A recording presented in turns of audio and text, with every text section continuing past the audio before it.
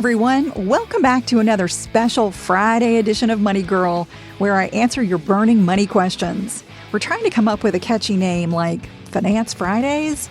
I don't know. Send me a note if you have any good ideas. I'm Laura Adams, an author, financial spokesperson, speaker, founder of the Money Stack newsletter, and host of the Money Girl podcast with 43 million downloads. Today's question comes from Laura in Oregon. She's been a podcast listener since 2012. She says, I turned 62 this year and am paying more attention than ever to Social Security and am concerned about its solvency. My question concerns the Social Security tax, which gets applied to earnings up to $168,600.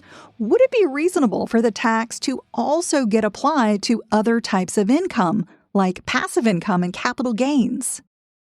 Laura, thank you so much for your question and being a longtime listener. I really appreciate that. Yeah, I know a lot of people are very concerned about Social Security.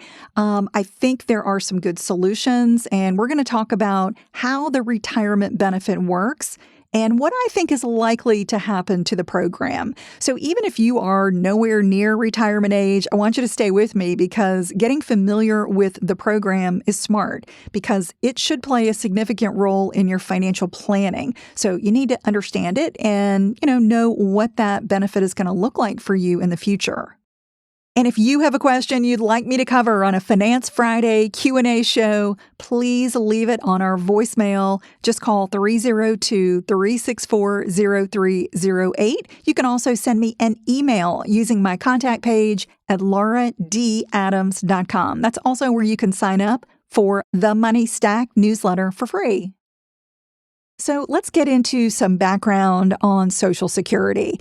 It is a United States federal program. It was created in 1935 to provide financial assistance to qualifying citizens who are retired, disabled, or survive a relative who received benefits. Now, the program was amended to include disability insurance, supplemental income, and Medicare benefits, but I'm just going to focus on the retirement portion of the program here. And according to the Social Security Administration, quote, benefits are now expected to be payable in full on a timely basis until 2037, when the trust fund reserves are projected to become exhausted. Thus, the Congress will need to make changes to the scheduled benefits and revenue sources for the program in the future. End quote. So because of that reality, many people like Laura are concerned about what's going to happen to the program. So we're going to talk about that. But first, let's talk about who qualifies for this benefit in the first place.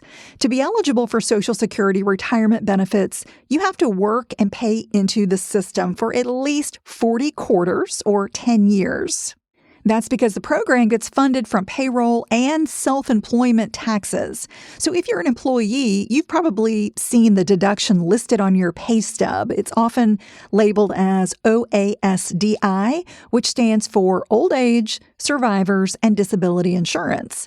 But if you're like me and you work for yourself, you must pay self-employment taxes, which are similar to the Social Security and Medicare taxes that get withheld from most workers' paychecks. But be aware that not everyone pays into the Social Security system. For instance, there are millions of state and local government workers, like teachers, police officers, and firefighters, who qualify for a pension from their government employer instead of paying into and receiving Social Security retirement benefits. So what is the tax? Laura mentioned the Social Security tax, which does apply up to an annual income limit, and that's called the wage base. And the wage base has gradually increased over time, but it is what she said, $168,600 for 2024. So if you're an employee, you pay 6.2% of your earnings on up to $168,600. Plus, your employer pays an additional 6.2% on your behalf for a total paid into the system of 12.4%. So the maximum an employee could pay is $10,453.20. But if you're self-employed, you pay both the employer and the employee tax for 12.4% on earnings up to $168,600. Therefore, the maximum Social Security tax you could pay for business income in 2024 is double that of employees. It's $20,906.40. However, as the Social Security Reserve Fund draws down, it's likely that the wage base and even the tax rate will need to rise to give the federal government enough revenue to keep the program healthy. I've seen some projections for 2025 that show the wage base will go up to $174,900 and for 2026 up to $181,200. Laura asked about the possibility of the government also taxing other types of income, like capital gains, to shore up the Social Security program. While it's always possible, I don't think that would be the best solution, Laura. The idea is that workers and business owners pay into Social Security based on their incomes, and then they receive benefits based on their history of earnings. Most workers have no capital gains because they invest through tax-advantaged retirement accounts, and they typically qualify for an exclusion of capital gains on their home sales. I think it's more likely that we'll see the Social Security wage base continue to rise annually, and we'll probably also see the tax rate of 6.2% increase in future years. Plus, the full retirement age has slowly been rising. That's another lever the government can pull to help the Social Security system. Additionally, retirees who earn over an annual threshold pay taxes on a portion of their retirement benefits, which I'll discuss in a moment. So that, and perhaps a combination of these solutions, will get adopted to keep the program solvent. So you're probably wondering, how much Social Security can I count on? What am I going to get? Well, it's important to remember that the Social Security system was created to be a safety net or a supplement, not the sole source of Americans' retirement income. The average monthly benefit for January 2024 was about $1,900. That's the average. So for a comfortable retirement, you likely need several other sources, such as savings, investments, or a workplace pension. Since your future Social Security benefits play a significant role in your retirement, I recommend that you regularly review your reported earnings for any errors. You can visit SSA.gov, that stands for Social Security Administration, and sign up for an online account. When you're there, you can check your earnings history and see your estimated future retirement income and other benefits. Now, if you're really young and starting your career, there won't be much there because you don't have much of a history. But the older you get and the longer your work history is, the more accurate your benefits estimate will be. Any mistakes in your Social Security record could keep you from getting all the benefits you're entitled to. So that's why I recommend regularly checking in and just making sure everything looks correct. And your estimated retirement benefit is based on the average of your highest 35 years of earnings. Now, if you work fewer than 35 years, that's okay. The missing ones will just get counted as zero income, but that does bring down your average. And if you work over 35 years, only your highest earning years are included in the benefit calculation. So how long you work and how much you earn throughout your career plays a huge role in your retirement benefit. Now, Laura mentioned that she's 62, and that is the youngest age you can claim retirement benefits. But the longer you wait, up to age 70, the higher your benefit will be.